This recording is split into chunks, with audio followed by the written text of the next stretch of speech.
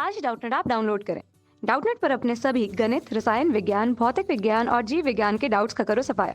बस प्रश्न की फोटो खींचो, एक ही प्रश्न को क्रॉप करो और तुरंत वीडियो सोल्यूशन पाओ।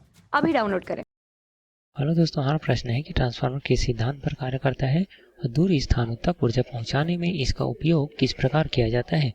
ठीक है, तो सबसे पहले हम देख लेते हैं ट्रांसफार्मर क्या होता है। ट्रांसफार्मर एक ऐसा यंत्र है जो बिना ऊर्जा नष्ट किए जो प्रत्यावर्ती वोल्टता होती है उसको बढ़ा देता है या फिर कम कर देता है। ठीक है, ये दो प्रकार के होते हैं, एक उच्चाई ट्रांसफार्मर और एक अपचाई ट्रांसफार्मर। ठीक है, और यह अन्योन्य प्रेरण के सिद्धांत पर कार्य करता है। किस सिद्धांत पर? अन्योन्य प्रेरण। ये क्या होता है, आइए देखते हैं। अन्योन्य प्रेरण के सिद्धांत पर कार्य करता है। ठीक है, तो हम इसे चित्र के माध्यम से समझते हैं। सबसे पहले हम बना लेते हैं ट्रांसफार्मर का चित्र। इसमें होगा एक उपचाई ट्रांसफार्मर, अपचाई ट्रांसफार्मर और एक होगा उच्चाई ट्रांसफार्मर। ठीक है, तो यहाँ पर आप देख सकते हैं एक है अपचाई ट्रांसफार्मर, एक है उच्चाई ट्रांसफार्मर। अपचाई ट्रांसफार्मर में प्राथमिक कुंडली में क्या होता है, जो वोल्टता होती है वो ज़्यादा होती है और द्वितीय कुंडली में वोल्टता को कम कर देती है। ठीक है, और प्राथमिक कुंडली में जो फेरों की संख्या होती है वह भी ज़्यादा होती है।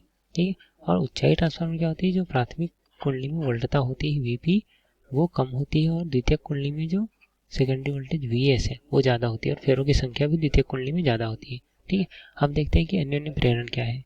तो हम क्या करते हैं, यहाँ पर अगर हम धारा की सप्लाई करेंगे, ठीक है, तो धारा की जैसे ही सप्लाई करते हैं तो इसमें क्या होता है, चुंबकीय क्षेत्र उत्पन्न हो जाते हैं और यहाँ से निकलता है चुंबकीय फ्लक्स।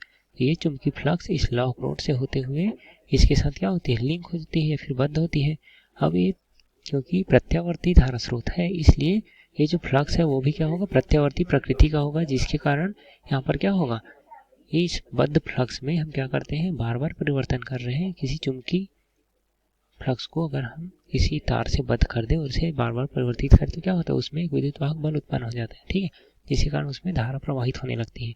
तो इस स्थिति को हम क्या बोलते हैं, ये जो प्रोसेस है उसको बोलते हैं हम अन्योन्य प्रेरण। कि हम पहली कुंडली की धारा को अगर हम परिवर्तित करें तो दूसरी कुंडली में भी धारा क्या हो जाए, उत्पन्न हो जाए। ठीक है, या फिर प्रेरित हो जाए, तो उसको बोलते हैं हम अन्योन्य प्रेरण।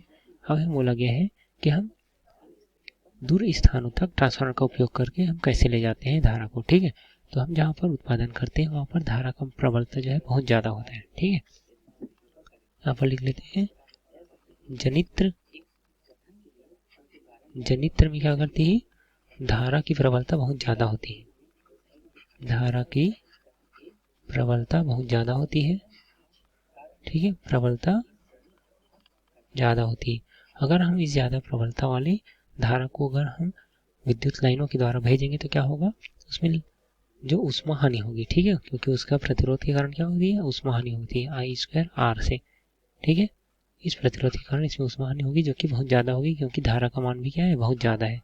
ठीक है, तो हम क्या करते हैं, धारा के मान को कम करते हैं। अब हम धारा के मान को कम किस में करेंगे, उच्चाई ट्रांसफार्मर का उपयोग करके। उच्चाई ट्रांसफार्मर क्या होता है, उच्चाई ट्रांसफार्मर में वोल्टता को क्या कर देता है, वोल्टता को बढ़ा देगा और धारा की प्रबलता को क्या कर देगा, कम कर देगा। ठीक है, उच्चाई ट्रांसफार्मर का उपयोग करेंगे। उच्चाई ट्रांसफार्मर का उपयोग करके क्या करते हैं, वोल्टता को बढ़ाते हैं। ठीक है, बढ़ाते हैं और धारा की प्रबलता को कम करते हैं।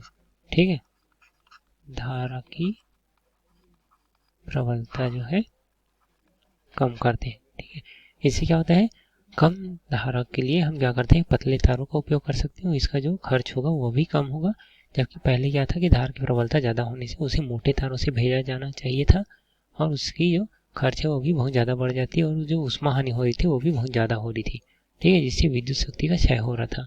अब वोल्टता कम करेंगे तो धारा की प्रबलता क्या हो जाएगी, वोल्टता बढ़ाएंगे तो धारा की प्रबलता कम हो जाएगी। अब उसे पतले तारों से कम खर्च में आसानी से हम दूर तक भेज सकते हैं।